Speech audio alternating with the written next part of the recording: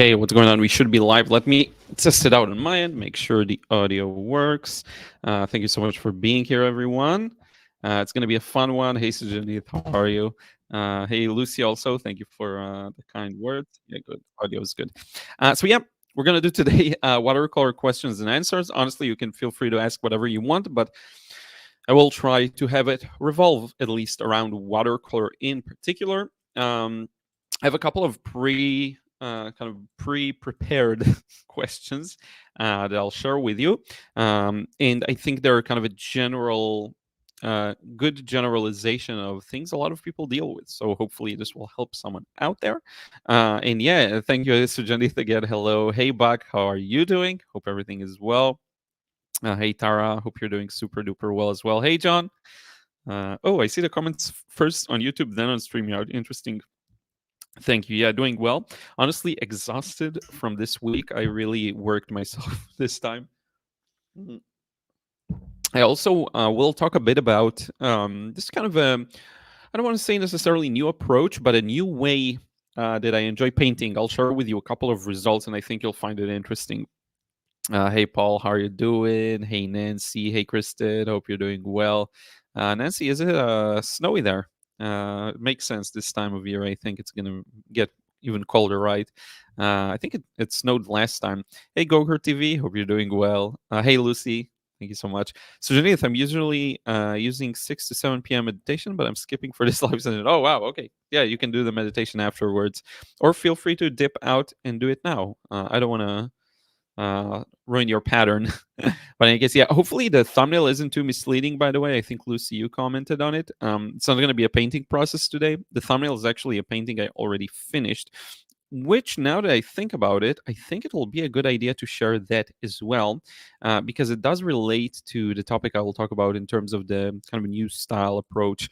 So I'm going to bring that up too. I remember exactly where it is, so it's not going to be a problem. I think I remember where it is. But yeah, because it shows actually a different way of doing things, and that I think still works well. So yes. Oh, nice. Instagram tells me the countdown to the live stream is over. I know, I'm here, I'm live. So how have you all been? Let me know how you're doing, if you're getting to create, if you got to paint since the start of the year. And by the way, happy 2024. Hoping it will be an improvement. The last couple of years have been a bit of a challenge, I would say. But yeah, hey Loloming, I hope you're doing well. Hey Edze, how are you? Yeah, thank you. So Jennifer, I woke up today with a bit of a throat ache, and then I decided I'm gonna preemptively make soup. So I made soup for the first time. I like cooking, but I don't get to make soup a lot. It's not my go-to, generally speaking. And if I do have soup, I like thick, creamy soups more than like veggie soup. I like veggie soup when I'm sick, but not like a go-to normally. But in any case, I made soup for the first time, and it came out really well, I think. So that's good. Now I know I can make it if I need to in the future. Call me Spoos. Hey, dude, first time in your live. Didn't know you did live streams. You've helped me so much with my watercolor confidence. I'm having so much fun. Awesome. Yeah, thank you. I'm sure a lot of the viewers have no idea. And hi, my name. A lot of people here don't know I'm doing live streams because if you look at the number of subscribers versus the average number of views for a live stream, I would only assume it's not a rotation, but rather a small subset of the viewers. But yeah, some channels I used to watch a lot in the past just disappeared from my homepage because the algorithm is going, oh, this is what you want. We'll give you more of what you're already watching and not remind you that you're subscribed to all of these other channels. So then I'll see a video after 2 years that I haven't seen any video of a channel, and I'll watch it and enjoy it. So I don't know, the algorithm is being silly. So let's jump into it. Let's see what we have here. Oh, I actually want to close something here. Just give me a second. Yeah, okay, good. We're good. Wanted to close the window. So yeah, I'm gonna start here. I see we're gonna start with an easy question, actually. Someone asked me, how do I find reference share examples of places. Oh, thank you so much, Colby Spoos. Much appreciated. Thank you for the super chats. Where can I submit my art for your critique? Yeah, I have no concrete date for a next critique session. I should probably just do one because it's been a while, and it's I have a lot of works that have been adding up for a long time now. You can send it to my email. It's liron@lironian.com. On the screen right now. Feel free to send it, and hopefully I get it soon. I don't know when. Again, it's not concrete, but thank you so much for the super chat. Much appreciated. Gokurt TV, I started. We'll do some more chats, and then we'll go back to the questions. Gokurt TV, I started doing portraits a few months ago, and your videos have helped me a lot. Oh, that's cool. That's cool. I plan on doing a lot more portraits in the upcoming weeks. I know a lot of people want that. Subject isn't my choice. Yeah, you told me. I saw your comment. I think you said that you would never think to paint this kind of a thing, but then you saw it and it kind of made you almost want it. It's not my subject of choice as well. It's just that I was there. See, that's the thing. I was there and I remember the scene. That's that personal connection with it that usually leads to, more inspiration to paint something. Honestly, if I would see this picture online, I probably wouldn't paint it as well. Tembo Artwork, hi there. So I'm glad you're safe and sound. Thank you so much. Yes, I will do. I know a lot of people want that. By the way, I love your profile pic. That's super cute. I will try. Call me Spruce. Yes, okay, I will. I'll definitely try doing one. Maybe next week. Maybe next week's live stream. I do have a new notepad for live stream notes. So I'll write it down so I don't forget. Hopefully next week will be one. Just need to consolidate and collect everything. But yeah. Okay. Sorry. There we go. So let's do the first question about how to find references. So the thing is, the way I do this usually, and by the way, feel free to drop questions already here in the chat. The way I do this, I always take pictures. I always take pictures when I see something interesting at any given time. I think just today I took like 3 pictures with my phone. It could be things I took pictures of in the past, but different light and shadow situation, different mood. So I see something else about the scene, different composition. And so I always have something to paint, and I always have a backlog. Like a couple of days ago, the video for Saturday is going to be a painting process of a picture I took probably 6 years ago. I just went back on my phone to the oldest pictures I've had there, and I found a few really interesting ones. So I went ahead. By the way, it's this one. I'll show you. I shared it on Instagram yesterday. This one, based on and it's very rough and messy, but yeah, took a picture of it years ago. So I always take pictures. That's the main source. When I paint something from online, it's just purely for educational purposes, not something I plan on selling. Whether it's wet canvas image library, or it's something like Pixabay or Pexels, which are websites that allow you to use their photos for free and for commercial purposes as well. I usually don't use these for things I'll sell. Usually, I'll do stuff that from my own pictures. That's the number one source. And if you can find kind of your taste in pictures that you take, you'll always have something to paint. So that's kind of the first one. Joey, hello again from Minnesota. Oh, thank you so much for being here, Joey. Much appreciated. Pascaline, how are you doing? Bonjour. Linda, hi from Arizona. Cool. So let's do another one. So I think I don't remember who asked this. I thought I wrote it down, but how about your routine tips to keep it going? How to handle the messy middle once you see. Okay, yeah. So I wrote myself a note there, and I'll get to your question, Priya, in a couple of seconds. How to handle the messy middle. So the messy middle of a painting, that's interesting, because I had this insight today that at some point, if you're following your instincts and vision properly, and you actually look at the reference photo, if you're doing things well, at some point, if it goes according to plan, at some point it will click for you, meaning you will see your painting as the thing you want it to look like. When that happens, it's smooth sailing. And for me, I usually am able to reach that point, and I don't know, at least 50% of my paintings, if not more. And then from there, it's easy. I think the trouble a lot of people run into is they never get to that point, and so they bail on a painting. They just don't reach that point where, oh, I see it now and it looks really good, so I'm good and I can continue painting it. Because it's almost like, imagine you are painting over a picture and you see it, so it's very easy to paint over it. Once you see it clicks, and I think a lot of people don't get there.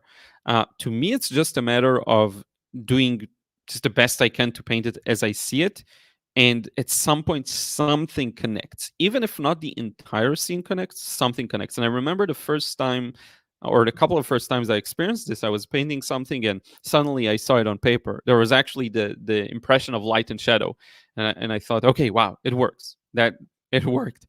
So that's usually how it happens for me.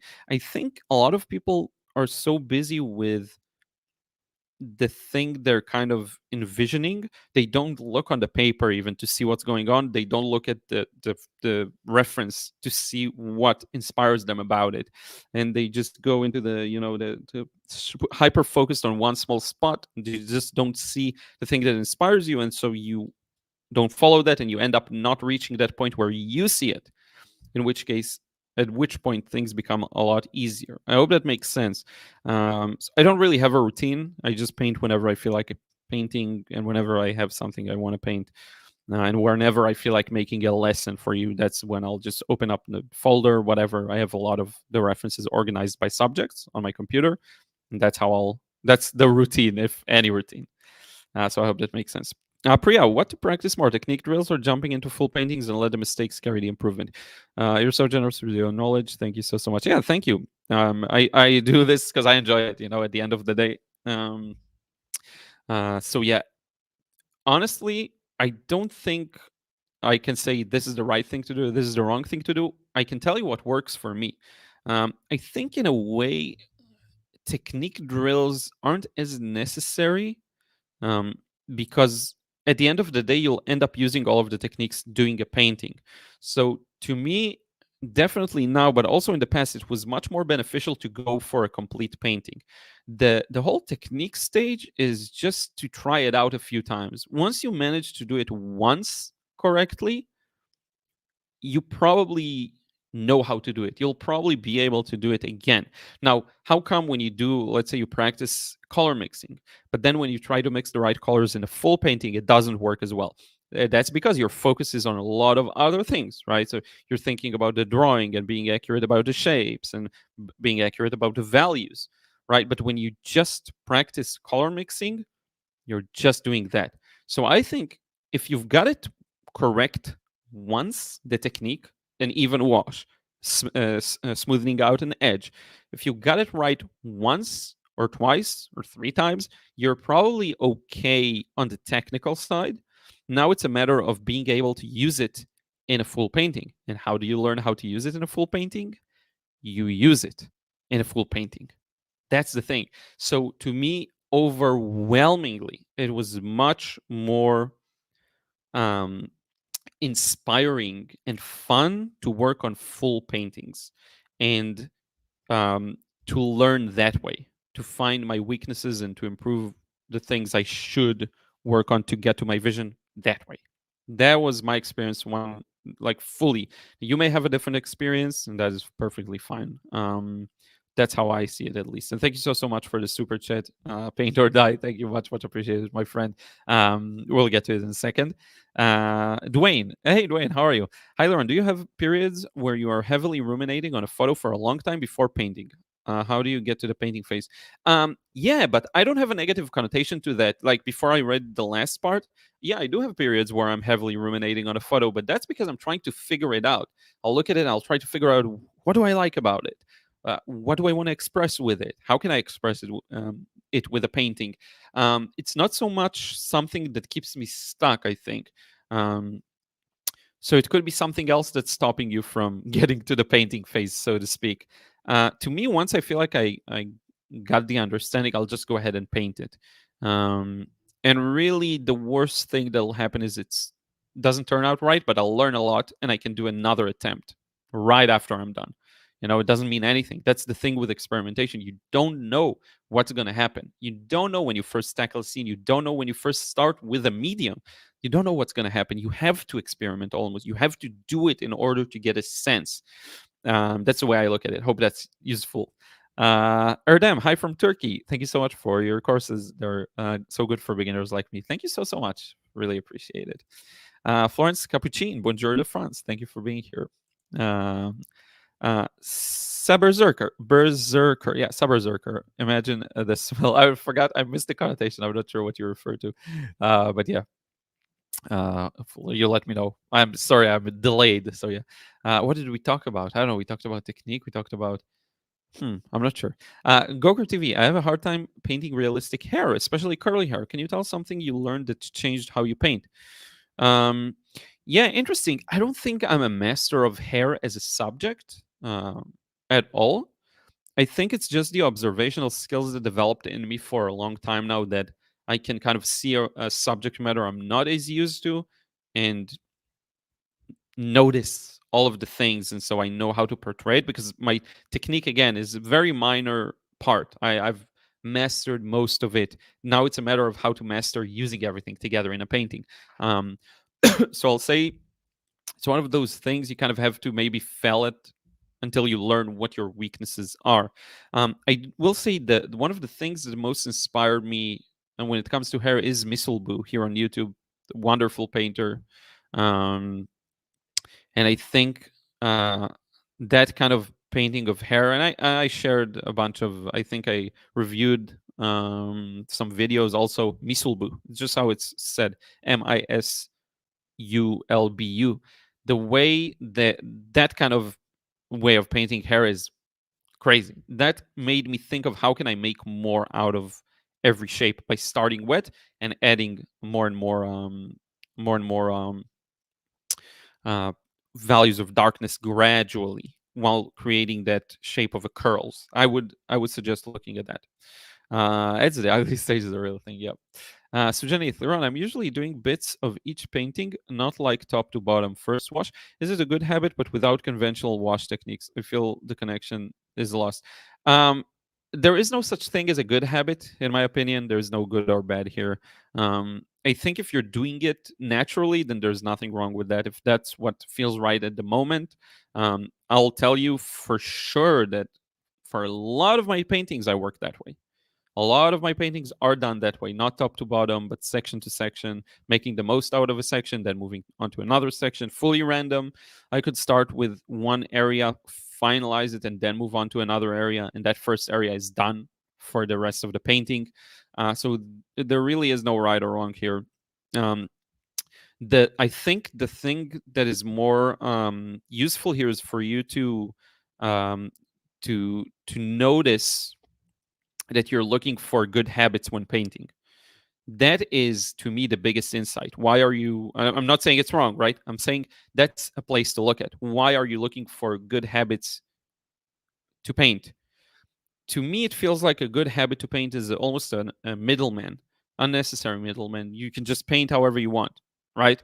To me, that makes sense, but I get it if it's won't make sense for everyone. That's the thing that I think is a little more instructive. Um, Natalie Novak, what inserts do you use for your Mission Gold paint in the Schminketin? Sorry if it has been asked a lot. Thanks for all the insights. I find your channel very helpful. Yeah, I'm going to share with you a link here to exactly what I have on that palette, the exact setup, the way Marjorie set it up. Thank you so much for sending me this awesome palette. This is the exact palette arrangement. I'm going to write it down. Palette arrangement. Um, that's exactly how I have it arranged. And I do link to it in the video's description, not in this live stream, I think, but in the videos, or it should be actually in the live stream's description. Yeah, you can find a link to it. If you go to the description where it says Mission Gold palette setup, you will find it, one of the links. But yeah. Or do you mean what, like how it's structured, what separates them? I have no idea. That's the way Marjorie set it up. Sorry about that.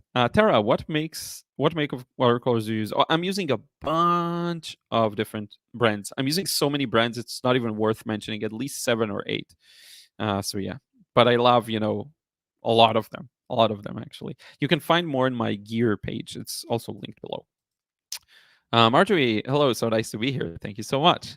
Really glad you're here. Born again farm girl, how are you doing? I'll have to watch this on replay. Time for farm chores. Oh, that sounds fun. So that's good. Paint or Die, thank you so much for the super chat. I'm always curious about currencies. What is SEK? Swedish krona. Okay, yeah. I'm so bad at these abbreviations. Much appreciated. What's up, bro? Just paused my work to support you, Padawan. Oh, thank you so much, Jedi Master.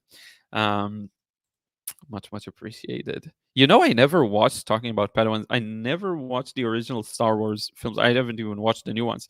I haven't watched any Star Wars really, played some of the video games and loved them, like Knights of the Old Republic 1 and 2. Um, but yeah, I tried once when I was younger and I couldn't connect because it was a little uh, dated, but I should definitely give it a go. I'm sure I love them now, the older films at least. Teresa, hi, good morning, Liron. Sorry late, but not never. Yeah, just, of course. I mean, we're still early on, only 20 minutes in. Thank you so much for being here. Hey, Jacqueline, how are you doing? Priya, super helpful. Thank you. Happy I could help. Sujanith, in your opinion, which size sells better commercially? Does A3 are sold more size wise than A4? I will say it's completely disconnected. No connection. You can make an A4 sized painting that is insanely high quality and it will oversell the A3. I think it's more of a question of what size works best for you. Larger sizes, even though they have more challenges to them, they allow more details. They allow more things to be put in there. And I think there is something about the size of paper that is more impressive the larger you paint. So there is the wow factor, and I do think if you do want to at some point sell for really high prices, and I say really high prices, I'm talking about, let's say, tens of thousands of dollars. At some point, unless you're super duper well known, size will play a factor because larger paintings do justify it more. And when you do look at the, if I'm not mistaken, when you do look at the high end market, and I'm not talking about, you know, outliers like the Jacon, like Mona Lisa and Starry Night, stuff like that are all time. I'm talking about the art market at large, like the very contemporarily successful artists too. Larger paintings tend to sell for more. So that's the consideration, I would say. A3 and A4 are interchangeable. It's not a big difference. Tempo artwork question. I've noticed many watercolor artists are adding colored pencils, white opaque paint, or gel pen and gouache paint to their watercolor paintings. What are your thoughts on this? I think at the end of the day, some mediums do have limitations, and watercolor clearly has limitations. So the path you choose to go on, quote unquote, is totally and when I say choose, I don't know even why I said quotations, but like it is a choice. The path you go on is depended entirely on you.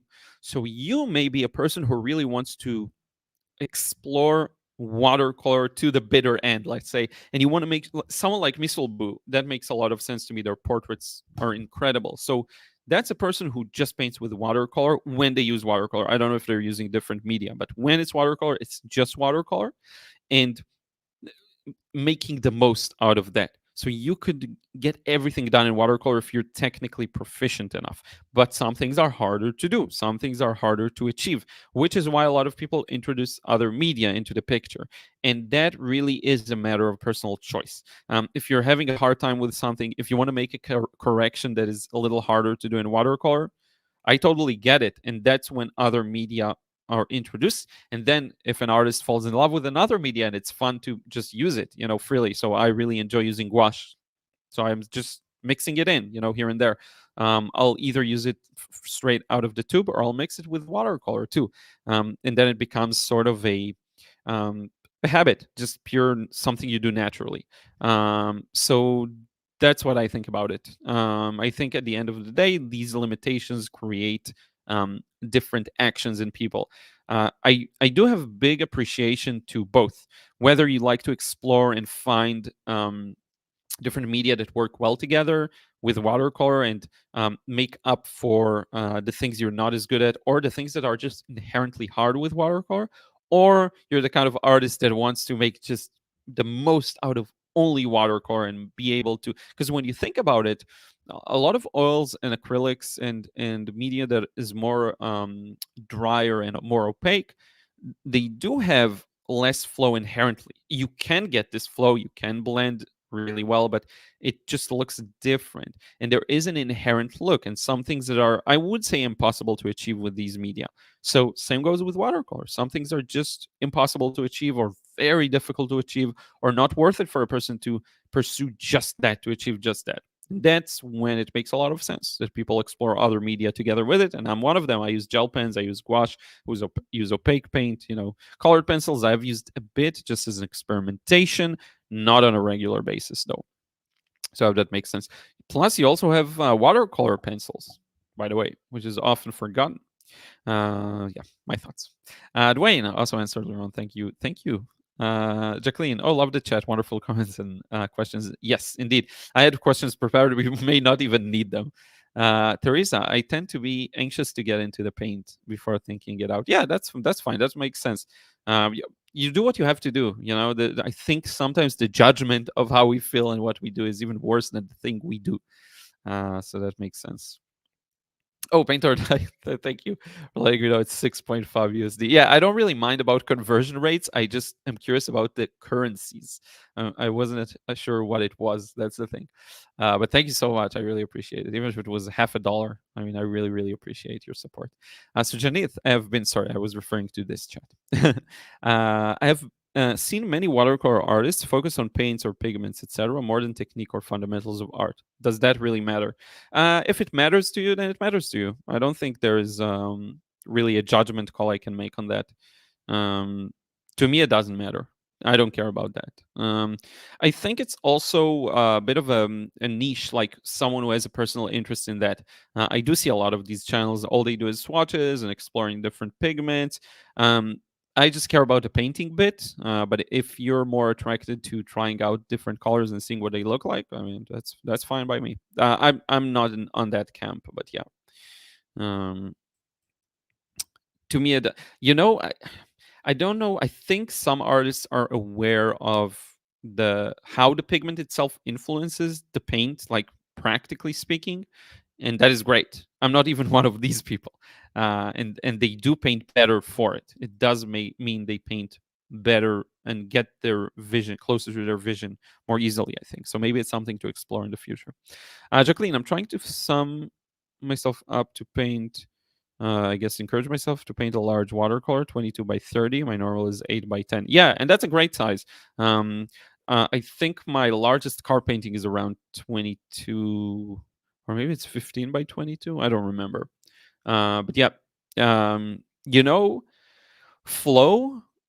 Not everything in your painting has to flow together. Not everything has to be an overarching wash. It's okay that some parts are separate, and the larger you paint, the more it's okay, and you do see artists like Nicolas Lopez who still maintain the flow all throughout the painting, and he has huge brushes and a huge bucket of water, and he pre-mixes in a bottle of water, and that's wonderful, right? You don't have to work that way. So a lot of people are worried. Oh, psych myself. Okay, a lot of people are worried about the flow in that case. I say, whatever the painting needs. So yeah. My name, Liron. Do you ever have times where you felt you made a not good enough painting, but other people feel it's very nice? Yes, it happens to me sometimes. Sometimes I don't see the magic in something I made, and others do, and I'm surprised by like why people like it so much. It does happen. Usually, my impression catches up to others' impression after I look at it with fresh eyes. So after a while, I'll see it again and I'm like, oh wow, it actually is pretty good.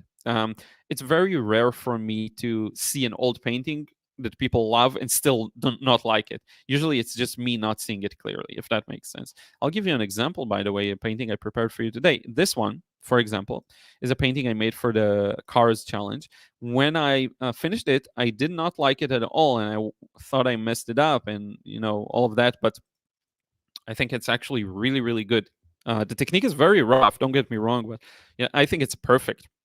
Both of these cars. So that's an example of something I didn't like originally. Now, it's not an example for something others liked, and I didn't. But maybe if I would share it with others, because I never posted it until like I don't know a day or two ago, maybe they would love it, even though I didn't. So I'm not sure. By the way, sorry, it's getting dark. It's gonna stay like this because Ruth has her little heater open, and it's funny. I have a splitter for 10.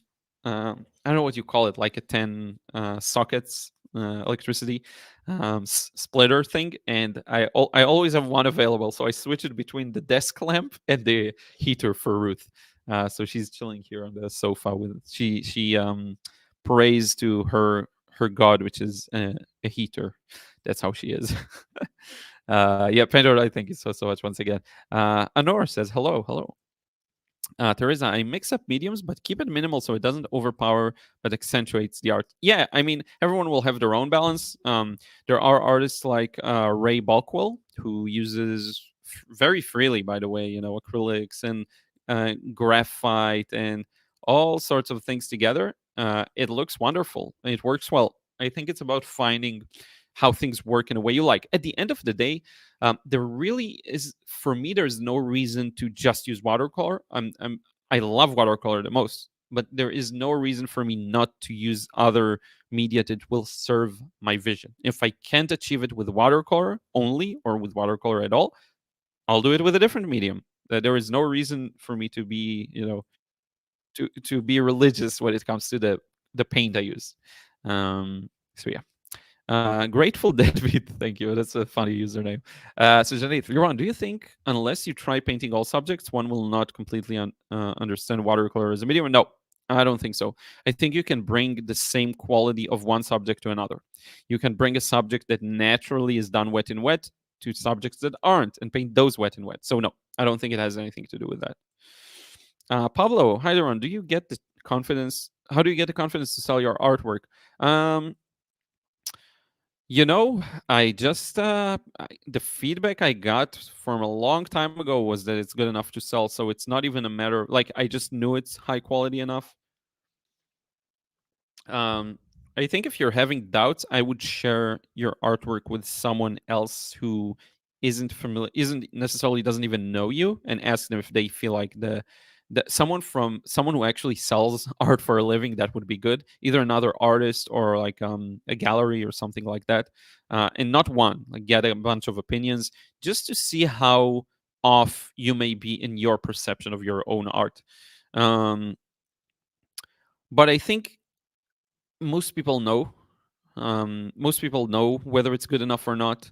Um, and it's not even a matter of an objective standard. It is kind of a feeling. You can have artists that you can tell their work is very different genre than yours, very abstract, very loose, but you can tell there is a polish to it. Um, I can tell even with my paintings that turn out not the way I want. I can tell that I have a certain polish just because of my experience. So I'd say a mix of everything else. Now, if you look at the type of artwork that sells out there, honestly, so many average and below average when it comes to everything, vision, skill, result, paintings sell for a lot of money. So I don't even think that's a consideration, really. You just go ahead and sell. If you think you might be good enough to sell, just try it out. At the end of the day, the market will tell you, right? You'll try it. If you don't sell for a while, maybe it's not polished enough, right? Maybe it won't give you a conclusive answer, right? It could be that you're perfect and still it doesn't sell because you're not a good marketer right now or something like that. But it will give you some kind of an answer. So that's another source of information. But yeah, feel free to send me a painting. I'll just let you know what I think. But yeah, Kristen, I have trouble with thinking a painting isn't done and going back into it. Then I ruin it. Thoughts? Um, yeah, I don't see anything wrong with that. If you thought it needed something and you added something to it, that's cool. If you ruined it like because you added a detail and now there's an unnecessary detail there, you might be the only one who notices. And if you look at it a week later, it'll look good. Now, if you ruined it technically, you did another wash and it kind of reawakened another wash and it's a big mess, that's fine. That's an exploration. That's a learning experience for next time. That's how I see it. Um, what can always help with that is just to take a break between washes and just look at it the next day. You'll know immediately because you'll have much fresher eyes. I don't do it, by the way, for most paintings. I do paint in one go because I know already what I like and what I get and what I'm gonna get. But in the beginning, if you have your doubts, that's one way to do it. Sabrina Celeste, bonjour de France. There's a lot of people from France here. That's cool. Thank you so much for being here. Tambo Artworks. Question: do you think getting in the habit of using other media will on watercolor painting will limit my learning watercolor? If you do less watercolor, there you'll definitely not gain some insights. Just on a very I don't think it comes down to time spent painting. Okay, so it's not a quantitative thing. It's not like, okay, you spend half your time doing colored pencils, so you're just not going to be as good in watercolor. It's more of, some insights that you could have gained, maybe you won't gain. Is that a good trade-off for getting the results you want? I think it is. So I mean, it really is. And it could be that it won't limit it at all. It could supercharge it. You never know.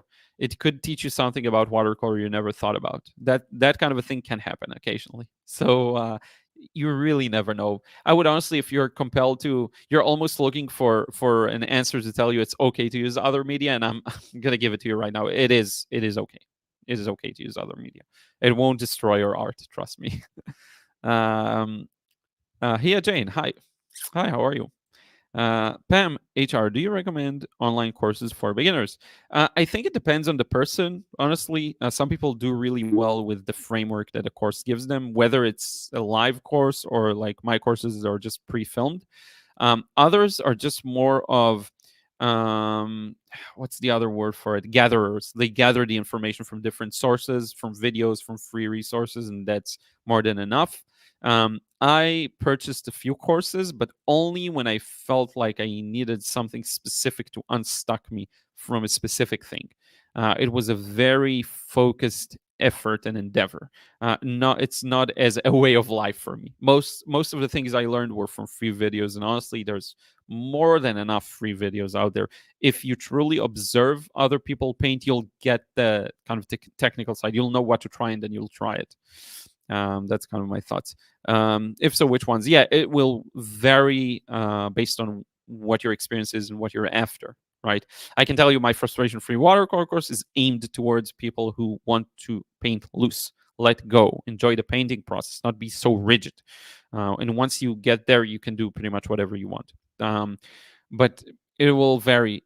Being loose may not be your problem. Maybe you're super loose, but you're looking for a more specific impression. Maybe, there's a lot of different things out there. I would say, though, as a general guideline, you don't have to. Whenever there's a have to, it's wrong. Any have to is a lie. So you definitely don't have to do online courses to get better. And if you're not doing courses, it doesn't mean you won't get better. Um, and and I don't even think getting better is an inspiring goal. I don't want to get better at watercolor. I want to master it. I want the whole thing. So yeah, Pascaline, I like the look of loose paintings, but I fear that people I know like pretty paintings, so my confidence. I fear that people I know like pretty paintings, so my confidence is a bit affected. Yeah, I'm not even sure what you mean when you say pretty, because I think a loose painting could be pretty. I think it's, these definitions don't go anywhere really, but I don't know. I'm not sure. There's something there to explore. But feel free to share more information. I'll let you know. But in any case, wherever there's fear, there's some consequence you fear, and it's worth looking at that consequence and really realizing whether it's worth the fear or not. Pablo Fernandez, appreciate it. You got it. Thank you so much. Kristen, how do you know when to stop? I often overpaint and ruin the painting. Yeah, so to me, it's mostly if I feel like I can improve it, I'll add more. If I feel like nothing I'll do will improve it, that's when I stop. Usually, it's just an instinct. Um, the question is, what obstructs you from knowing that something is preventing you from knowing maybe when to stop, so you tend to overpaint. There's something that is worth exploring, and I think, by the way, one of the best ways to get over it is if you have something compelling you to overpaint. I think there's a resistance there to overpainting. The idea of overpainting is a big mistake you're trying to avoid. I mean, why not just go with it? let it guide you. Go ahead and overpaint. I think just by realizing that there's something there around overpaint, it will naturally just resolve itself. That's how I see it. Hilal Shmuel, ايضا بقى gel مش highlights. Yeah, what kind of a gel pen do I use? Because the store Hilal went to, they offered just simple ones that weren't opaque enough. Interesting. I'm using the Uniball Signo. I'll send you a link. אני אשלח קישור, זה פשוט ממש סוג ספציפי, Uniball Signo White Gel Pen. Let's see if it's the one. Yeah, it is. I think it's exactly this one. And it's good enough for me. Sometimes you have to go over it a few times. לפעמים פעם אחת זה פשוט לא מספיק, צריך קצת לשחרר אותו אפילו על איזה משטח אחר, ואז זה עובד. יכול להיות שזה לא הבעיה בסוג. It could be not a type of pen problem, but rather how you use it. Hope that makes sense. Grateful Deadbeat, hello Liron, thank you again. I've been using a technique where I draw and fully shade a piece with a pencil and then go over with watercolor wash. Is this a technique you use or would encourage? Yeah, I don't encourage anything. I think if you find it works for you, that's wonderful. I see some artists doing that, and I like the look. I like the way it looks. I have reviewed, I forgot the artist's name, but I have reviewed one artist here in particular who uses that, and it looks really good. So I would say if you found that it works for you, I love it. That's great. And I sometimes did a bit of it too. I have nothing against it. If you almost render the thing not fully in pencil, but kind of you show where the light and shadow is, and maybe you go up to a mid value. You can go for complete shadows as well, but I just don't think the watercolor will show that well over it. But if you kind of show a mid value and then you paint over it, I have nothing against it. I am familiar with it, and I have seen some people work that way, and I like it a lot sometimes. Depending, that's not the thing that will ruin a painting for me. It depends more on the artist's overall style, I would say. And again, this is just my personal opinion, right? Someone else may love a painting I don't like as much, so that's what I think. But I kind of like it. If you try it out and it works for you, that's, to me, anything that is anything that's outside the norm, I kind of appreciate, because it at least shows the person is trying things out. There are so many fake rules out there that you need to do this and you need to do that. I try not to follow them at all. I don't rebel against them because that's very reactionary still. I just don't really care about them. I just do my own thing, if that makes sense. Art by Richard. Good morning, Liron. And what are your current go-to primary colors? I would say it's still the same. It's kind of quinacridone rose. The one change, yeah, quinacridone rose, pale scarlet, or kind of a neutral to warm red. Lemon yellow, Indian yellow, or new gamboge. I love yellow ochre when it's not too muddy. I love it. But the main thing that's changed for me is I'm using way more cobalt blue over French ultramarine and phthalo blue. I find that it's prettier and it looks more natural. That's the thing. I just tend to use more cobalt blue. I really like the way it looks, and I need more tubes because it's a good paint. I think I have a new one still, but yeah, I don't know. I'm starting to really like it. You could achieve a similar effect if you mix in something like a titanium white with a French ultramarine. You'll get a similar color. Not the same, but similar. Teresa, yes, also the same kind of question. Pam, good morning. Sorry, I'm late. No worries. I recently felt I've taken a turn and I'm finally beginning to feel like I actually have instincts kicking in. Thank you for your influence over the years. Yes, that's how it just clicks. One day you notice that it's there. Very happy to hear, Pam. Another Pam, thank you. I'm a complete beginner and I don't know where to start, what subjects, themes, etc. Yep. If you don't know which way to go, any way is good. So Janith, relating to Tambo artwork question, I think if you're using mixed media to compensate skills in watercolor, it might hamper in the long run your watercolor skills. Yeah, but I also think some things may not be as fun to do in watercolor, so you just end up doing it in other media. Pascaline, pretty detailed, close to realistic. Yeah, I can definitely tell you that. Let's go back to your question. I like the look of loose paintings, but I fear people I know like the more realistic, detailed paintings. It's very interesting because I see more of the loose impressionistic art out there than the highly detailed photorealistic. So that's something very personal to you. Now, I don't know if you refer necessarily to people you know personally. I think if there is I don't see a practical reason not to paint what you like and what your vision says. Like on a practical note, you could say, if you have a way to sell your paintings that are more detailed and realistic, I mean, on a practical note, just to make money, make a living, that's great. But I think, the answer will always be in the thing you love painting. There's no escaping it. So yeah, I hope that makes sense. I know it's a vague answer. You got it, Hillel. Yep.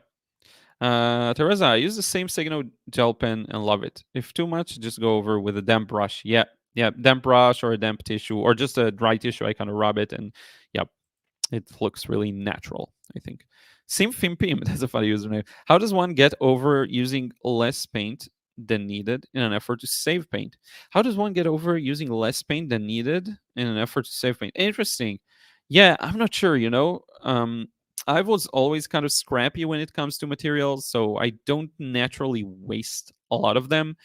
Because I never clean my palette, I always have this kind of neutral thing to use there in the middle. It's a good question. I'm not sure actually. I'm not sure. You know, finance is very personal. If you're not in a place where you can spend a whole bunch of money on paints, then you just may have that feeling. And you know what? There's nothing wrong with that. One thing you could do maybe is paint smaller so that you can still get you can kind of tell yourself, I'm painting smaller, so I'm already wasting less paint, so I can freely paint within those small constraints, if that makes sense. Now, one more thing you can do on a practical note, I love black and white monochrome paintings. And if you just get one paint, like a neutral tint that is useful for everything and runs out slow because it's a very strong, naturally dark color, that could be another path. You know, just throwing some suggestions out there, you know. So Janice, someone suggested Gamboge yellow is transparent yellow, but it's nowhere like cadmium yellow. It looks like golden ochre yellow. What's your opinion? Yeah, most of the new Gamboge or Gamboge colors I tried were not as transparent. Um, what I like to do is use if you can find a transparent lemon yellow and then mix it with quinacridone, you'll get a slightly warmer version of yellow. It's very easy to mix, in my personal experience at least, it's easy to mix New Gamboge from lemon yellow, but it's almost impossible to go the other way around from what I've seen. So in that case, almost lemon yellow is more of a cleaner, purer primary color because it can achieve the other one, but not the other way around. Same goes with phthalo blue and French ultramarine. You can achieve a French ultramarine with phthalo blue. You can't really achieve a phthalo blue with French ultramarine. It just doesn't work. And that's why the original trio is lemon yellow, magenta, and cyan. Cyan's closer to phthalo blue, magenta is closer to quinacridone rose. So yeah, my workaround for that is to use the very transparent quinacridone rose with a transparent yellow. They're not always transparent, so you have to find the transparent yellows. That's how I do that. That's how I reach the more transparent mixes that way. Um, cadmium, yeah, I don't know honestly about cadmiums if they're opaque or transparent as a rule. I don't know much about pigments. Again, Pascaline, thank you. Symphony, I always feel like I'm being stingy with paint. Yeah, that makes sense. I mean, that's okay. There are some workarounds, hopefully, that help. Roshan, what color to start with? So I'm so confused. I mean, you know, whatever you feel like, honestly. The easiest thing if you want to mix a lot of colors is to use 3 primary colors because that gives you the freedom to mix whatever you want. You can mix greens, purples, oranges. But I think a lot of people can do well starting black and white, and you just get one black color and you're set. You can do whatever you want with it. Aya Smith, any advice towards finding time to paint on a busy schedule? Yeah, you know, priorities is a tough thing. I'm right now like that with working out, just because I'm working on a ton of things. When work takes a lot of time, the health suffers, and I had a good period with health, but now it's kind of it's temporary, but it's going to be fine. But I think honestly, if you don't block out time in advance in the schedule, it won't happen. The easiest thing is to just do the routine. And depending on what life you lead, the routine will pull you in different directions, right? So to me, my routine makes it very easy to paint. For others, not as much. Most people, I think, are very weak when it comes to working out. But if you work as a personal trainer, then your routine is working out. So I think that's the thing. If you're not going to schedule it in advance and make sure you don't have any prior commitments, you just won't do it. And most people always fail at most of the things they try. That's the harsh reality. If it's important enough, you'll make time for it, I think. You know, and finding time, you won't find time if it's not there, right? If you just don't have time. And periods you won't have time to do something. You just won't. If you have, I don't know, like young kids and tons of work and a lot of things to take care of, a lot of things happen in your life, some weeks and months you may not be able to find any free time. There's nothing wrong with that. I think most people though never find the time to do the thing they say they want to do. Not That's not to be said as a judgment call on these people. I'm just stating reality. That's just how it is. So yeah. Marjorie and give me nickel azo yellow. Nickel azo yellow is pretty nice, Marjorie. I like it a lot. It's useful too. It can get quite dark, so it's good for mixing dark warms and yellows. My name, hi Liron. Do you pre-wet to awaken your pigments before you paint? My pigment gets pretty dried up and I have to keep spraying water on it. I'm using Daniel Smith Holbein. Yeah, I have the same experience. I'm using Daniel Smith too. I'm not using Holbein yet. I haven't gotten the chance to. I definitely before I started painting, I'll spray on the palette. You kind of have to just to get them to wake up. Depending on the pigments you use, if you're using more of the earthy pigments, they get dry really fast and you have to constantly re-wet them. If you want to avoid that, you can try using something like a M-gram that have more honey in their paint, so it takes longer to dry. That could work for a studio palette, let's say. Jacqueline, try to use some paint right out of the tube and see if you like it. Yeah, but that's going to waste much more paint, I think. Rusty Drover, I have several palettes with... Oh, by the way, Fim, sorry. One other solution is to paint lighter so you don't need as much paint. Just decide that your darkest dark is not as dark. It can still look good if your values in relation to one another work. By the way, that's another hack to throw at you. Rusty Drover. I have several palettes with paint assorted. I'm thinking to use them up with practicing techniques on bag of failed paintings. Yeah, I do that sometimes too. Yes. Teresa, I have more than one color palette going. I think it's because I'm OCD. Yeah, I have like 6, honestly. I'm in a very fortunate position where you are super nice and send me stuff, people generally. Not you, Teresa, but I mean, maybe in the future, but I get a lot of people sending me stuff and some brands also to try. So yeah, I'm fortunate. And that's why I have like 6, 7 palettes. Now I'm using all of them. I'm rotating through them, but yeah, I have a lot of these. And every once in a while you're like, I want to change my combinations, and then you're stuck kind of with how your palettes are set up. So maybe in the rare occasion you start a new palette. Though I haven't started a new palette myself for a long time. I always just refill, and I always have a different type to use. But that's because really I'm in the position I'm fortunate enough to get stuff for free. Roshan, thanks a lot, sir. We'll keep your advice in mind. Yeah, happy I could help, Roshan. Rusty Rover, what is a mid-permanent yellow? Oh, I don't know. I don't know what is a mid-permanent yellow, honestly, if someone can chime in. Jacqueline, my New Year resolution is to paint every day. I record myself painting a 3x3 size piece of paper and keep it under 10 minutes. Oh, that's cool. That's fun. To me, I no longer really care if I paint every day. I just paint whenever I feel like it. But yeah. Whatever works for you, that is perfect. Sujanith, why is sepia so sticky in watercolor? Is it opaque? Wow, that's a good question. I used one sepia that was sticky, now that you describe it, but only one. I think it was Daniel Smith that was sticky. Schminkes wasn't sticky. I don't know. I hope you mean sticky and not stinky, right? Yeah, I don't know. I'm not sure. And it's usually not that opaque from my experience, but I don't know. Natalie, have you experienced with watercolor crayons? No, I haven't. I have seen them in action. I wanted to buy one a couple of times, but I was stingy back then. It was when I first started with watercolor, first couple of months. I kept seeing them on Amazon, the Daniel Smith ones, and I was like, oh, maybe I should try it. It looks cool, and I never got one. So yeah. You got it. Jansard, hi Liron. I'm an M-gram dedicated user. They're so easy to re-wet, but taking them somewhere can be a challenge. Yeah, I have a palette to this day. It's always gets glued when I close it because the quinacridone rose went all over the place. So that's funny.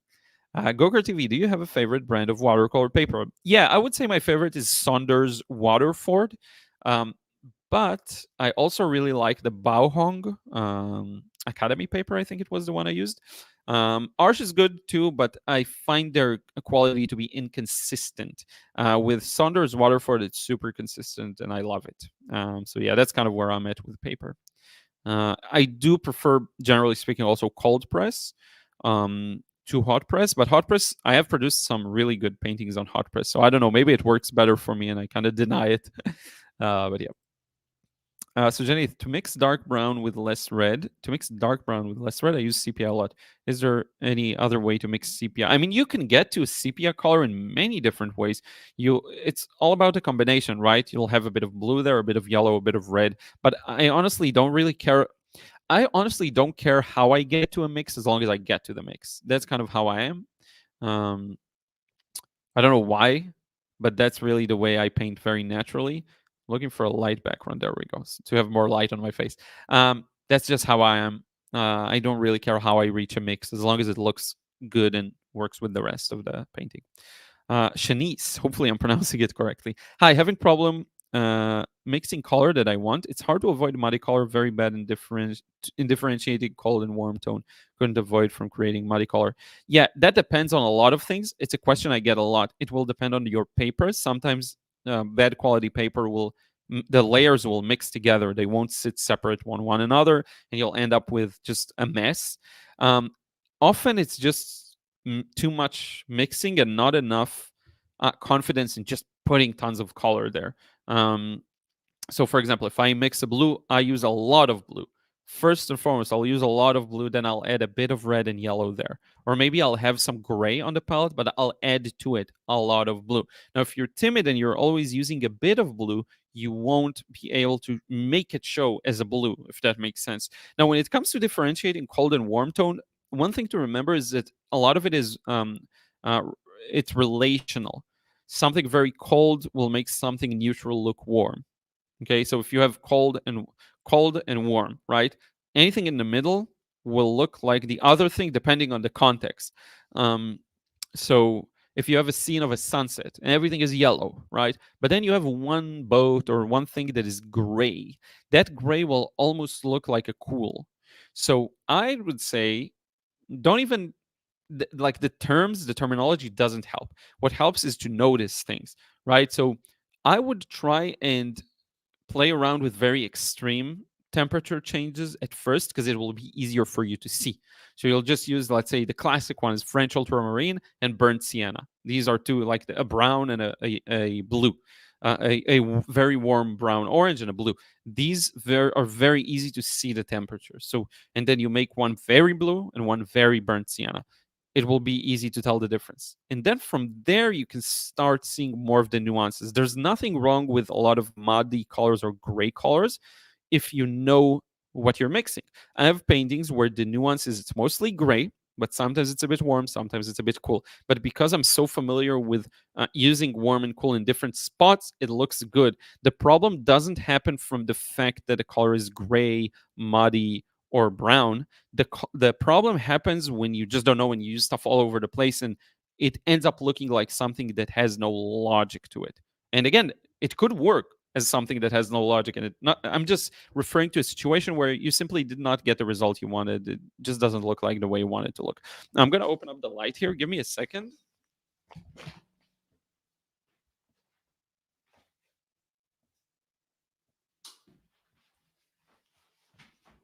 Hopefully you see me better that way, but one more thing.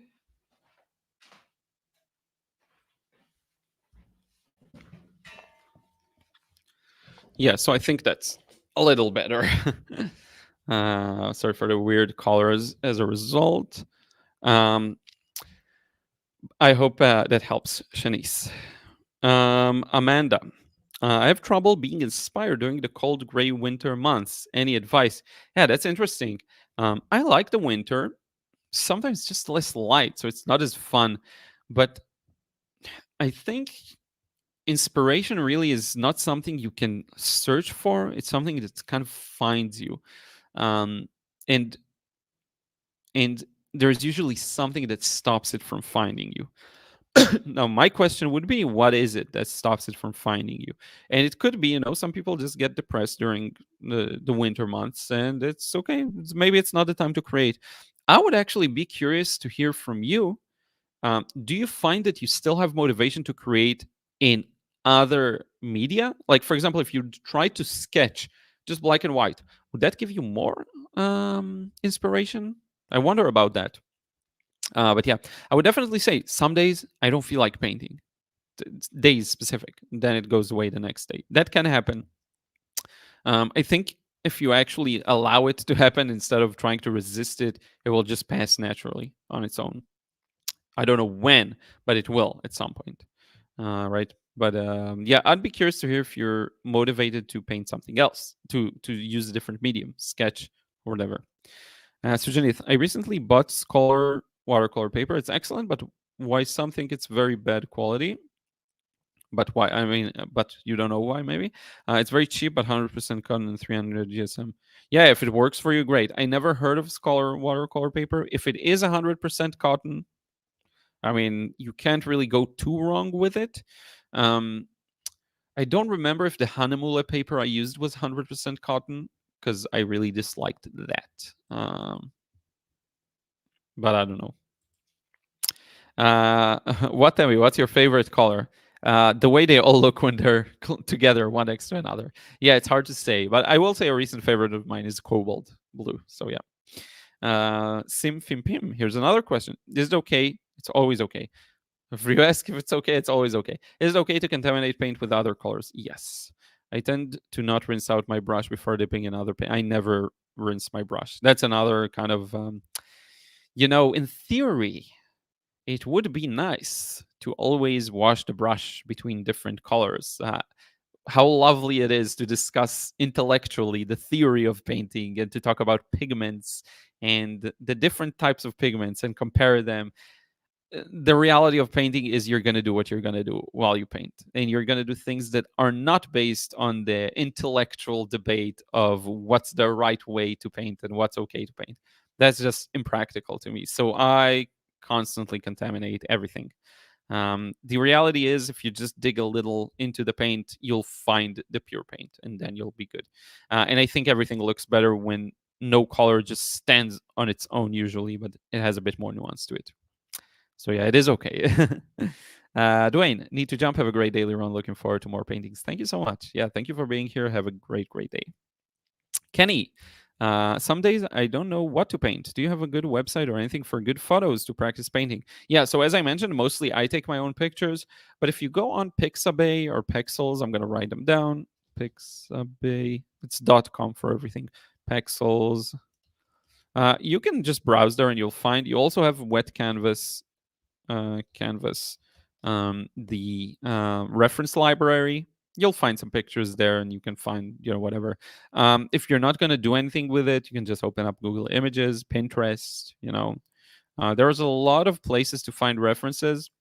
I just think it's not really important what you paint. So I don't think it matters as much. There is no not knowing what to paint. I don't need to know what to paint. I just kind of paint whatever I have. You know what I mean? So it could be something else there that stops you from painting. Something to look into. You got it, Chinese. Happy I could help. Ruth is gonna bark. You can bark. You can bark. Brenda, good morning. Thank you for doing this. Yeah, it's my pleasure. Really. Thank you for being here. Really appreciate it. Oh, wow, there's a lot of comments. Just Pel looks crazy mess. I think it's fine. I can wipe off any color. Yep, same here. Can you hear him? I don't know. Let's see if you can hear the barking. I'm not sure. Yeah, well, that's funny. That's a funny noise she makes. Oh yeah, now I can leave this screen on because I have light in the room. There we go. Sujanith, did you ever try intuitive art or abstract art? Yeah, abstract art I did try. It was nice. I tried, did some abstract shapes, did some boxes, Stairway to Heaven. I have a painting like that. Intuitive art, I don't really know what it means. That's a word. It doesn't mean much. All of my art is intuitive. So yeah. If you mean just inventing things from imagination, I did a bit of it, just a bit, not a lot. Susan R, what's the difference between Saint Cuthbert and Legion Saunders Waterford paper? Um, I mean, Saunders Waterford isn't by Legion, right? It's a different company. I don't know. Honestly, I don't know. Someone else should chime in because I don't know much about. Like, even if you ask me what the difference is between Arch and Saunders Waterford, I'll tell you they're really similar. I don't really know the difference. The texture is a little different. The feeling is a little different, but like feeling is really hard to put into words. So I don't have a good insight on that, unfortunately, Susan. TRPLD. Hello, how do you pick the right temperature, warm or cool, of complementary colors? Is the colors even predictable? Yeah, it is pretty. I mean, you can know what you're going to use, but sometimes I just go with whatever I feel and I change it while it's on paper. So I would say it's also a matter of taste. So let's say I have some yellow or warm, and then I put a cool next to it. While the cool is still wet, I can edit it. I can add more blue, wet, and wet to make it cooler. I can add more red and yellow to make it more neutral. I could add more neutral tint to make it more neutral. But the thing is, sometimes I won't know until I see it on paper. It's not like a logical thing where I sit down and pick. It's more of an observational thing. I'll look at the reference photo and I'll try to be close to it if I want to, if I aim for a very similar result, right? And I'll hit it somewhere in the ballpark and then I'll optimize it more on paper. It's not really a selection kind of thing or a choice, if that makes sense. Hope that helps. Rusty Rover, winter months have incredible intense sunrises and evening blue light hour. Very inspiring. Also, light therapy helps. Creative activities help. Cool, cool. We just don't deal with it here. We don't have that crazy winter season, so I really am probably not the best person, unfortunately, to answer that. I love the winter and I love rain because it's more rare here. Snow we barely get. Kenny, you got it. Symphony, yeah, also Unsplash. Yes, Unsplash, Pexels, Pixabay, Wet Canvas library. Yep, all of these are great sources. Jansart, rinsing between pigments is personality issue in my opinion. One solution for yellow is to have two wells, of your main mixing yellow, so you keep one clean. Yeah, if someone has kind of OCD to keep the yellow clean, that's something I've heard of before and I tried it before.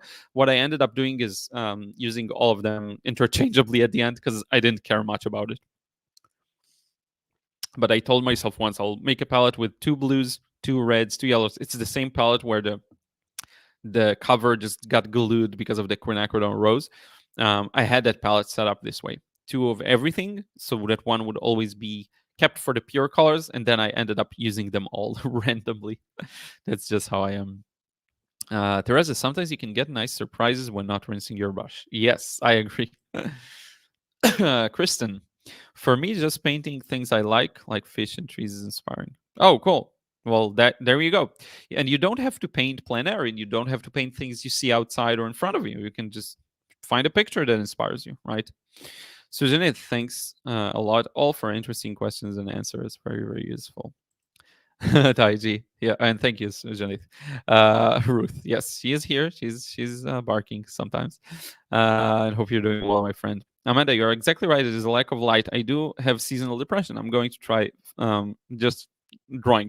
Haven't done that in a while. I just go right to paint. Yeah, and you know what? That's fine. There's nothing wrong with that. I think the resistance to whatever you resist persists actually. So if you try to force through it, nothing really works by force.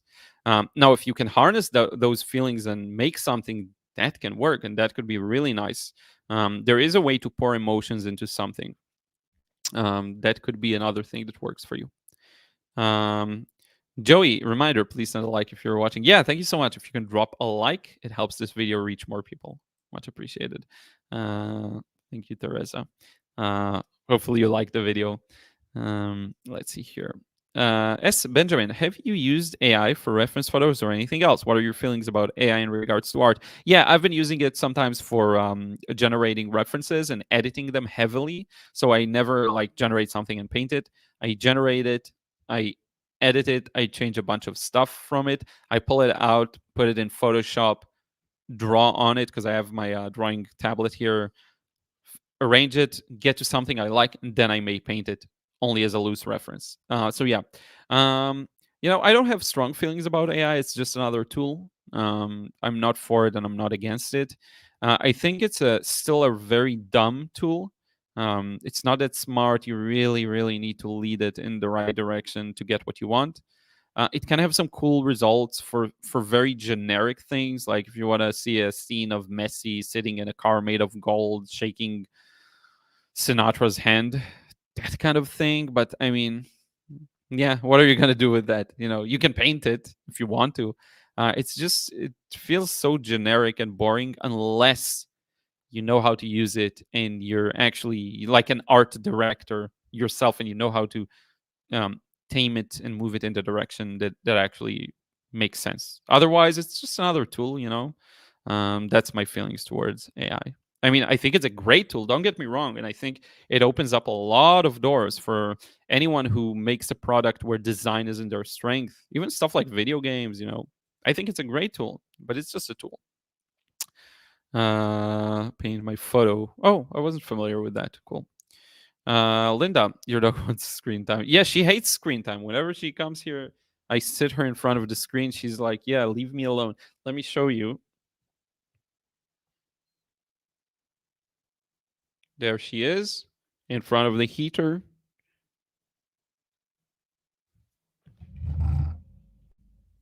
just chilling. She's so funny. She's such a funny dog. Marjorie, Mind of Watercolor did a good rundown of watercolor paper. Yeah, that was a great video. Like, if anything, if you're looking for a professionally compared watercolor papers, Steve did something amazing. I think it's one of the best videos, and it really shows how some papers limit you. So yeah, that's a great video. Linda, thank you for spending time teaching. Yeah, honestly, it is my pleasure. I don't do anything because I have to. Really, I'm super grateful for that. And I really appreciate people being grateful, but a lot of it is just I really do enjoy it. I don't feel like I'm sacrificing anything. That's what I love doing, and the fact that I can do this, which is something I could never have done in the past, not in this format. Before the internet and computers. So yeah, I'm super grateful for that. Thank you so much for being here. Jansart, all artists aren't supposed to care about keeping things clean. I kind of agree. The messiest room in our apartment, wherever we live, is the studio. It always is. It always is the place that accumulates the most crap. It's just the way it is. So yeah, it's so funny. Yeah. I think if you care too much about organization, you'll have trouble sometimes. What's Tammy? Which paper do you use? Mostly Saunders Waterford. Sometimes Arsh, sometimes Bauhong, but mostly Saunders Waterford. John sent me so much of it that I'm just enjoying the hell out of it. I still have a lot, even though I paint a lot. And I take out a sheet, I cut it in 8 or 4 parts, and then I just paint. That's the paper I'm using the most. And thank you so much, John, for sending it to me. Teresa, thanks, Liron, for a good chat. Need to skedaddle. Happy painting, y'all. Yep. Thank you so much for being here, Teresa. Thank you so much. Linda, sweet. Frank Squid, hello from Philly. Cool. Thank you for being here. Much appreciated. Yeah, feel free to drop more questions. We actually caught up to the chat. That's great. I have a list here, and I have a bunch of paintings to show you if you want to see and talk a bit about this new direction I'm developing.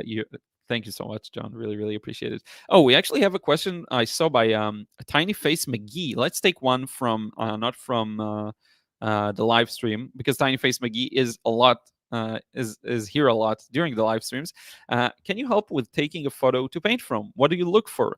Do you have an idea first, then go look for a photo? Would you talk us through your photo for painting process? Yes, I never have an idea and then go to take a photo. I usually just see something I like and take a photo. Now, I think a lot of the composition and how I arrange it comes down to taste. Like, I know what I like now. I do in retrospect, it looks like most of my photos do follow a kind of a thirds rule. So I place the focal point a little off center, but I usually place it still in the middle, like either horizontally or vertically. I think it's a matter of really trying out. Sometimes I'll take a very zoomed out photo in addition to zoomed in so that I can cut it the way I want in Photoshop later on. That's kind of the way I approach it. I hope that makes sense, Tiny Face McGee. Hopefully you will watch this maybe after the fact. Thank you so much. User HD84 27 favorite thing to paint: cars. Just cars. Yeah, I have so many of these that I cannot deny this is my favorite thing to paint. uh, it chose me. I didn't choose it actively. Nancy, oh, I ever thought of a book featuring Ruth? Might be a good subject for an auction painting. Yeah, that's interesting. Yeah, she's sweet indeed. Gokar, when I was starting out, I didn't know some hot press watercolor paper do not allow you to work on layers, and they mess up all the previous layers even when they're completely dry. I think that's a matter of quality. So I do believe Saunders, Waterford, and Arch, you can glaze pretty freely. The one thing is that the layers themselves, the glazes, have to be done. You have to start wetter because it all stays on the surface more, leading to a lot of unevenness. That's the thing I found with hot press paper. You just have to use more water always. Even if you plan on going dark, it's usually useful to start with a very light paint, if that makes sense. Uh, yes. Pascaline, do you always sketch with pencil first? No, in fact, this painting that you see right here was done with 0 pencil lines, and that's not the best example. But I have paintings like the coffee cup. I have a painting on a video on painting alla prima. By the way, if anyone missed it, I highly recommend you check it out. I do think people here in the live streams are those that don't miss a lot of videos, but I still would put a link.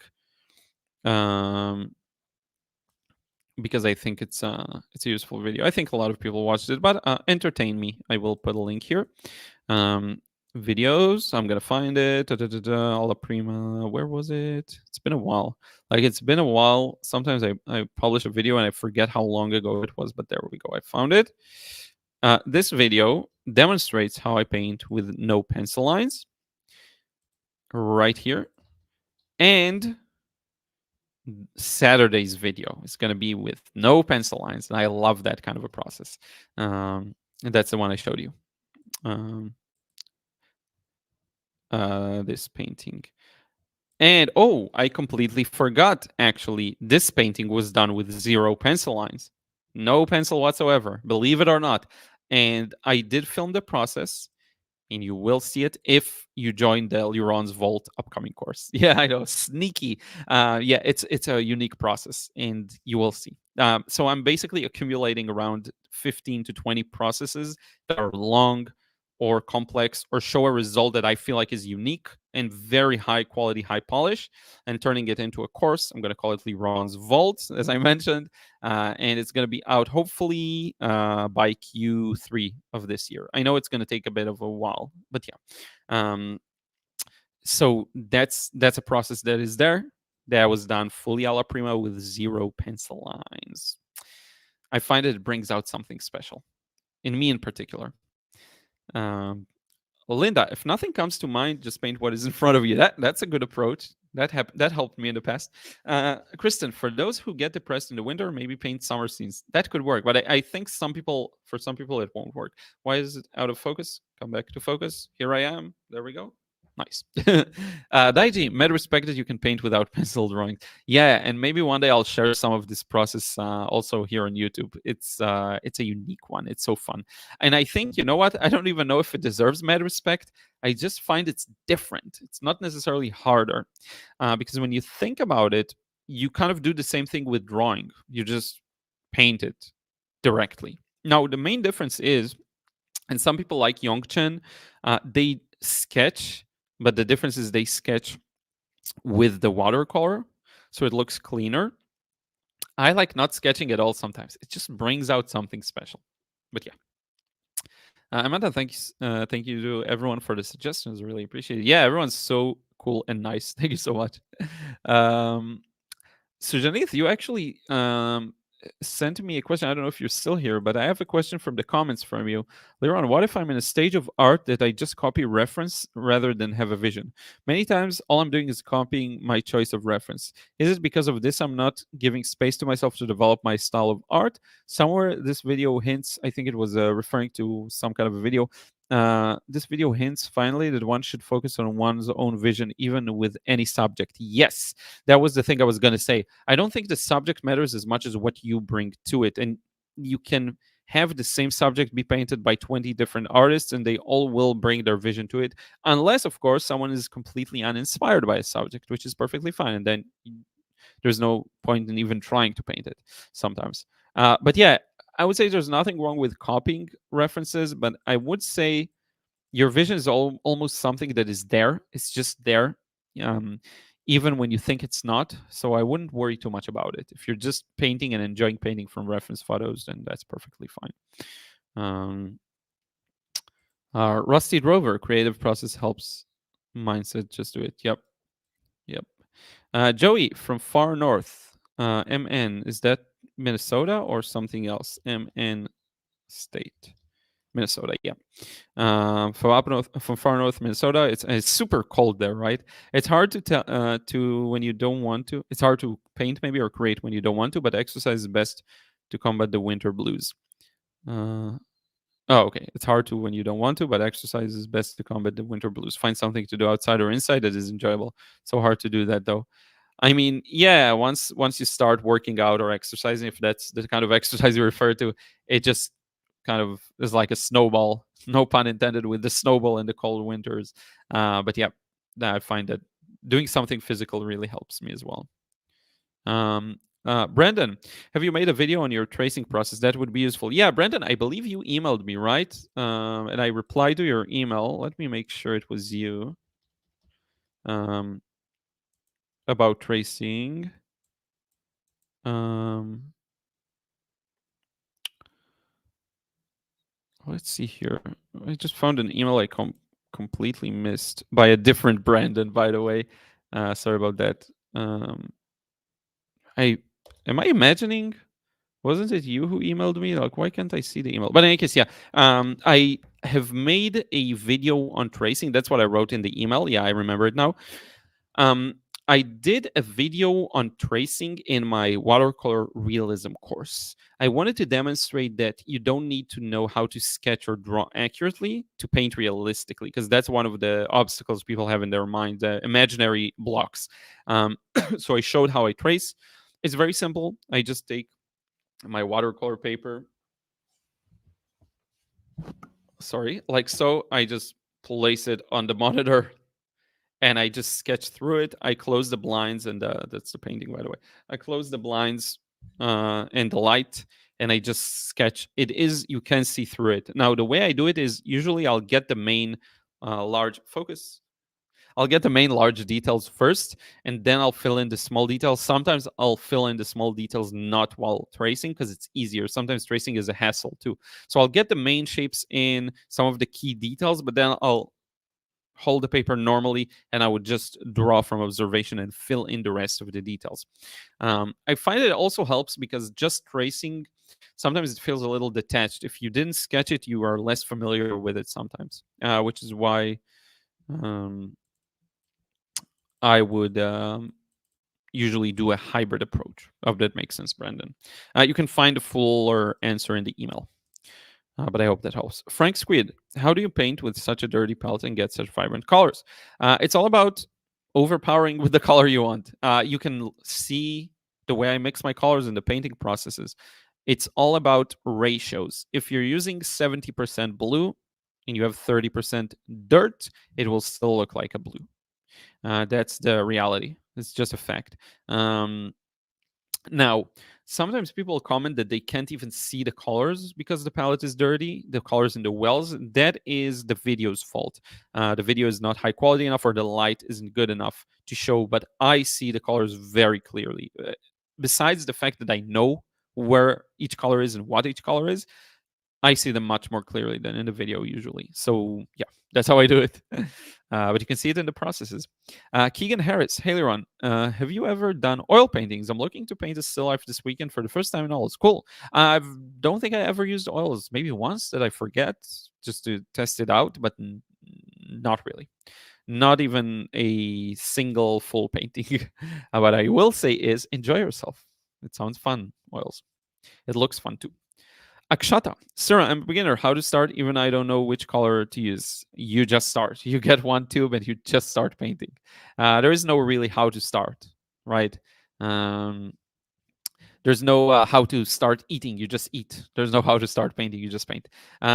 If you're wondering what colors to start with, I think it's a good choice to just buy a black color and practice black and white just to get a feel for the technique.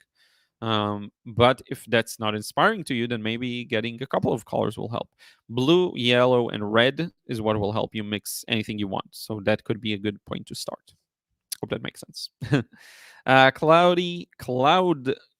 Cloudy art. I watched your perfect first wash video, but it's very hard to practice. Do you think which is the most important when you do this technique? Well, it's not a technique really. It's more about how you can um, notice things and keep them flowing. What I will say is the most important thing for that kind of a way to paint is use a lot of water because it gives you more time. That's the one thing that is leading me there. Just more water. Usually, people don't use enough water. They use a tiny brush with small water capacity, and they very timidly mix. That's the problem most people run into. So, more water, large brush, large capacity will give you more time to get this kind of a perfect first wash. I hope that makes sense. Jill, hey, how are you doing? Hope everything is well with you. Let's take one more from the ready-made questions I have here by Onyxino, which is Onyx upside down. It's a palindrome of Onyx. I have no fear when mixing dark paints, but how do you get them to a good consistency without lighting them again with water?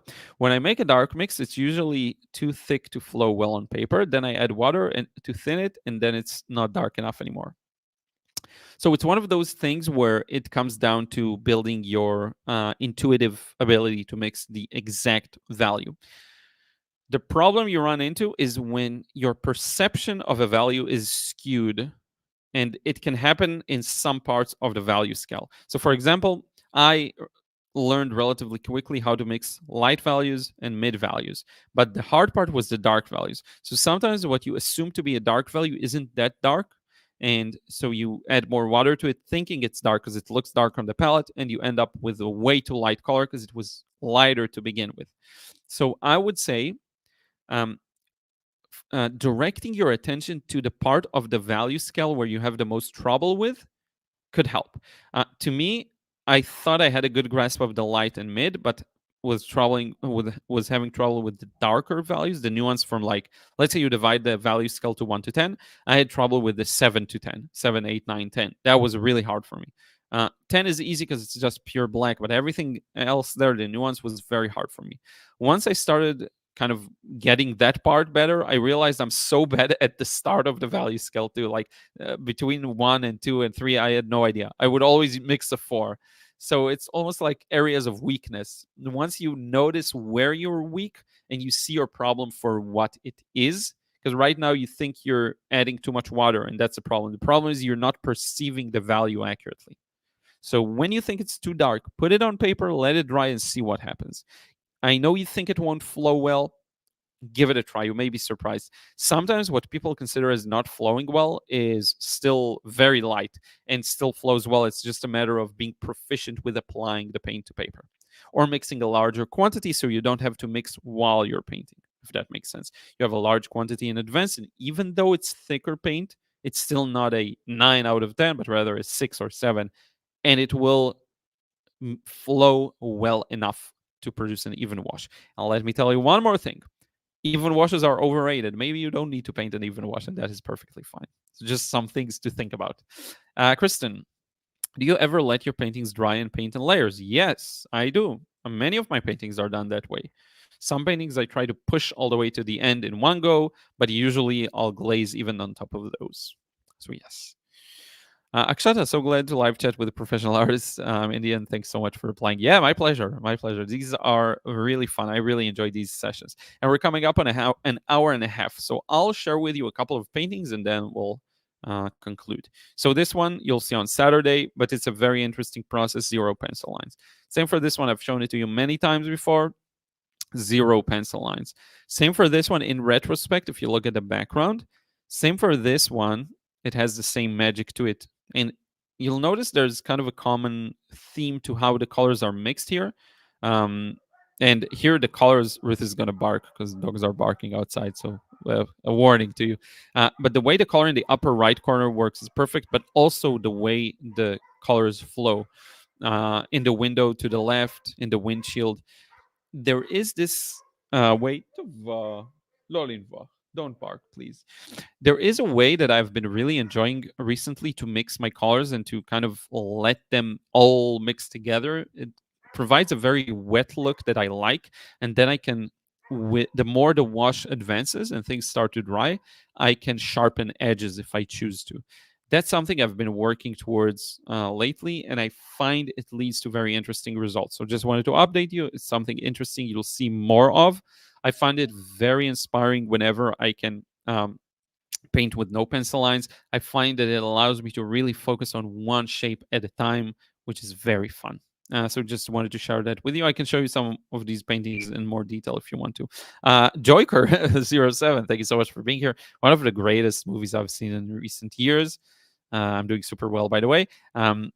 The story of when we watched the Joker, it was so good. I mean, that film, the Joker. We were in New York, and I think it was, I don't remember if it was Brooklyn actually. We went to this old theater that ran old ads. It's a cool concept I was not familiar with. We don't have these here, so the experience was cool. It ran ads from the 80s. It was just a cool experience, and we saw the Joker. We're like, oh, let's go see a movie, and it ended up being such a good movie. So yeah, that was funny. That reminded me of that. But in any case, yeah, voice is starting to get hoarse.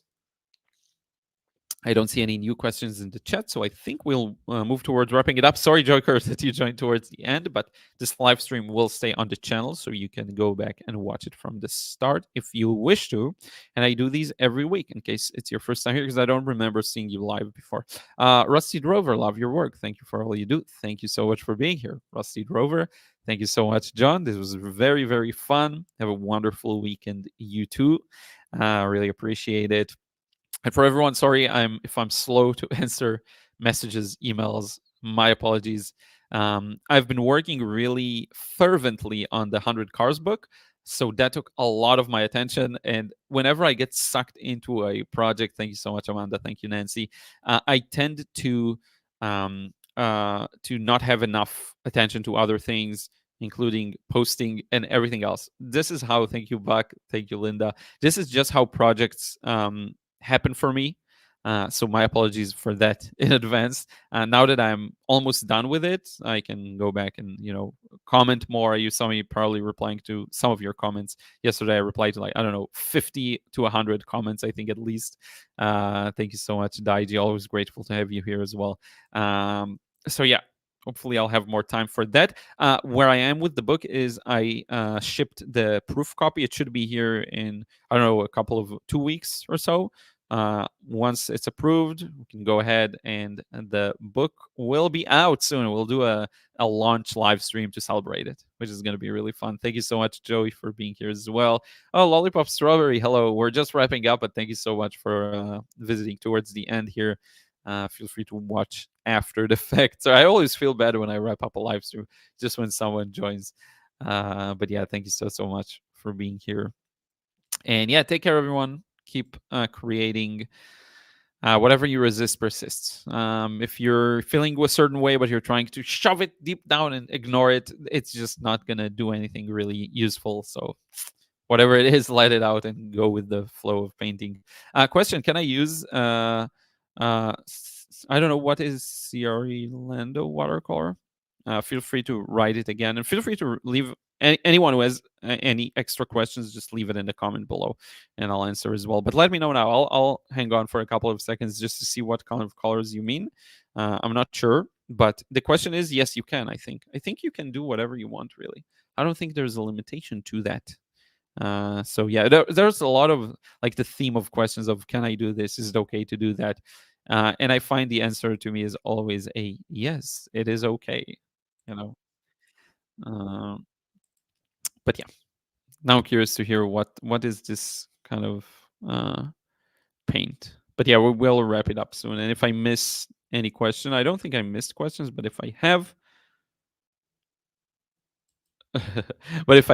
my apologies. But yeah, I think we'll wrap it up. My voice is getting hoarse anyway, and I kind of declared I will wrap it up. I can vent for a while, but I don't know. Sometimes when I say I'll wrap it up, I'm determined to wrap it up. So yeah, I'll see you soon. Lollipop Strawberry, you can write it down. Hey, Vixen. Oh, sorry, people are joining now. Yes. Okay. Any questions you have, leave them in a comment. I will look at the comments today and tomorrow and reply. Thank you so much for being here. And sorry, Vixen, that we're just wrapping it up. But in any case, I will talk to you again soon. I will end it now. Thank you so much for being here. Leave a like, leave a comment with any questions you have left, and we'll talk soon. Take care.